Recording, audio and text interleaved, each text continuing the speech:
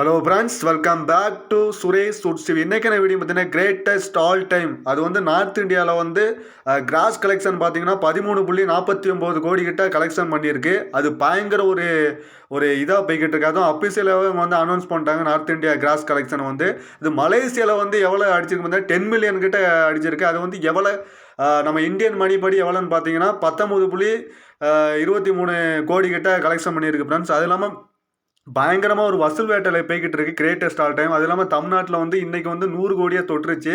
அதுவும் கூடிய சீக்கிரத்துல வந்து அஃபிஷியலா உட்டுருவாங்க.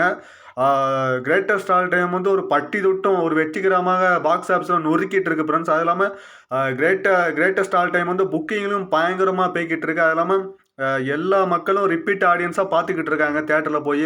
ஃபர்ஸ்ட் தடவை பார்த்துட்டு வந்துட்டோம், மற்றும் மறுபடியும் ஃபேமிலியோட போய் படத்தை பார்க்குறாங்க. அவ்வளவு கிரேட்டஸ்ட் ஆல் டைமை கொண்டாடுறாங்க. இந்த படம் ஃபைனலாக எவ்வளோ கலெக்ஷன் பண்ணும்